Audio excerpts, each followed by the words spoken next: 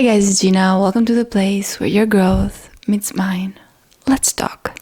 Your dream house, your perfect relationship, the work that would fulfill you, the moments of joy you imagine, all of these are not abstractions.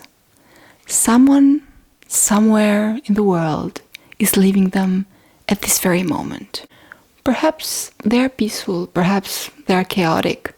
Perhaps they have no idea how precious the life they occupy is. And yet, the fact remains, your desire is real. Your longing has form. It exists outside of your imagination. It exists in the world. You have spent so much of your life imagining the future as though it is the only place happiness might reside. As though the moments you are living right now, the seconds you are breathing, meaningless intervals between something real and something better. And yet, the truth, the uncomfortable truth, is that everything you have ever wanted, everything you think of as distant, imaginary, even impossible, is present somewhere in the world, existing without your permission, existing without your acknowledgement. And yet, you are so convinced of your own suffering, of your own lack, that you live as though the universe were empty, as though the abundance were a fiction invented to torment you. Own choice. Because if it exists, then it is not impossible. And yet, you are here, postponing happiness, assuming that there is some prerequisite, some future self who will finally have earned the right to feel complete, to feel satisfied, to feel alive. And every moment that you spend believing that, every second that you allow yourself to wait, to hesitate, to defer pleasure, is a second lost. A moment that could have been alive, but is instead wasted on your imaginary future, on the illusion that the present cannot contain joy, that the present cannot contain fulfillment, that present that is merely a shadow of what is coming. Consider the audacity of your own mind, the stubbornness of that thought that insists, no, you are not ready yet. No, you are not worthy yet.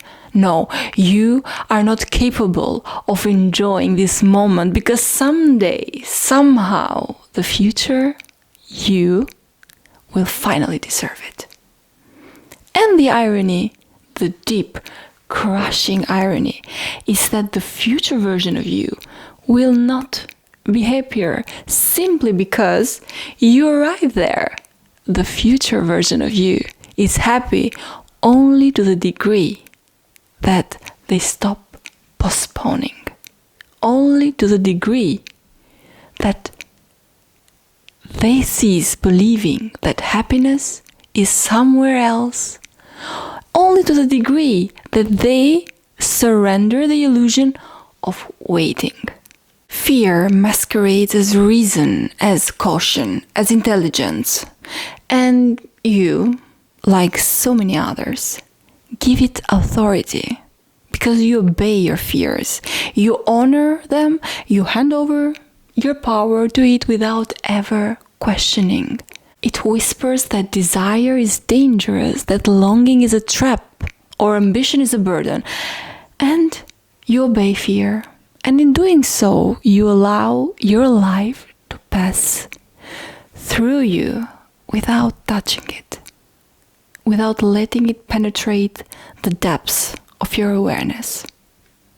And yet, desire itself is innocent. Desire is merely the recognition of possibility, the awareness of what could be, the intuition of life's abundant.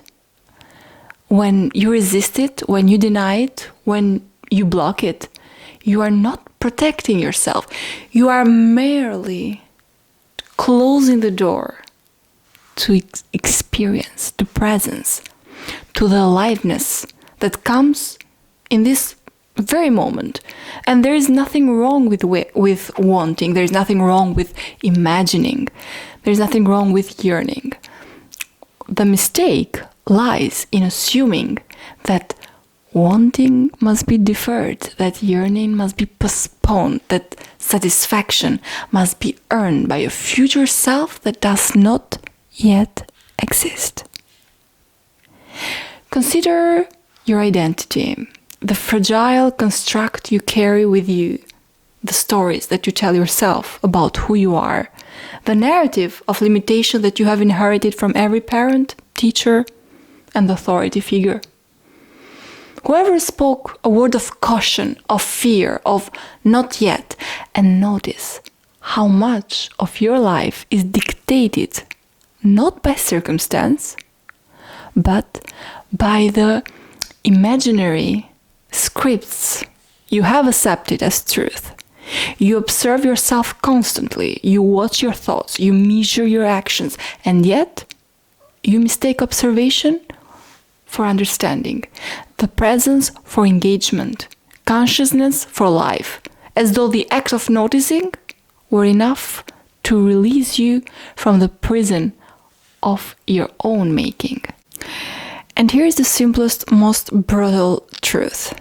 You are not your thoughts, you are not your fear, you're not your desire, you are the awareness that lies behind them, the observer who knows they exist, the field in which possibilities manifest. And yet, you ignore this reality, and in doing so, you hand over the only thing that is yours, your attention, your presence, your consciousness, and your engagement with life itself.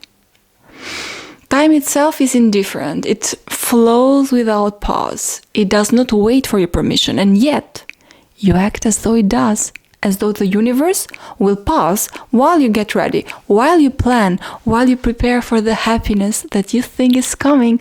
And in this act of waiting, you trade the present for an illusion, a mirage, a promise that will not fulfill itself unless you finally, reluctantly, courageously decide to be alive right now.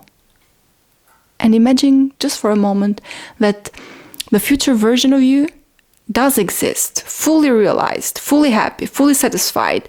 What separates that version from you right now is not the circumstance, it's not wealth, talent, it's not opportunity. It is a single, invisible decision, the choice to stop postponing, the choice to allow life to enter, the choice to be present, to feel, to know, to breathe, to accept, without apology, without hesitation. And yet you resist. You resist in the name of practicality, in the name of preparation, in the name of intelligence, and you call it maturity. Yeah, you call it wisdom. But wisdom is not measured in waiting. Wisdom is measured in presence. Wisdom is measured in understanding that life itself is generous, is abundant, is waiting to be known. If only you step out of the shadow of fear and you step into the immediacy of your own awareness. So I invite you now to confront yourself, to notice the ridiculousness of postponing your own life, to recognize that the desires you think are distant are already realized in the world, to understand that the future is a construct and the present is the only reality you truly possess. So breathe, feel the weight of your own choices, the cumulative seconds you have ignored, the experiences you have postponed, the joy you have deferred, and recognize that there is no penalty, no failure, no barrier beyond the one you have created in your mind. All else is an illusion. All else is circumstance. All else is ephemeral. Your attention, your awareness, your presence, that is the currency of life. And until you choose to spend it fully, you are living a shadow of the life that is already yours to inhabit. And when you finally acknowledge this, when you finally stop resisting, when you finally seize the ridiculous assumption that happiness is somewhere else, that fulfillment is elsewhere, that life is postponed, then and only then does the universe meet you in return. Then your desires are no longer fantasies, no longer distant, no longer threats or unattainable goals. Then they are simply expressions of your own awareness, your own alignment with the reality that exists independently, infinitely, generously, patiently, waiting for your recognition. And so I leave you with this, not as a promise, not as an instruction, not as an advice, but as an observation. Everything you seek, everything you imagine, everything that you hope for already exists. The difference between you and that is your belief that it does not. And until you release that belief, until you allow yourself to see, to know, to feel the moment, until you surrender the idea that happiness is a future condition, you will continue to defer life itself. And the absurdity of that, the tragic comedy of it, is something only your own awareness can dissolve. You do not need to wait. You do not need for permission. You don't need preparation, justification. You only need to notice, to acknowledge, to breathe, to be. Hi guys, it's Gina. Welcome to the place where your growth meets mine. I'll see you next time.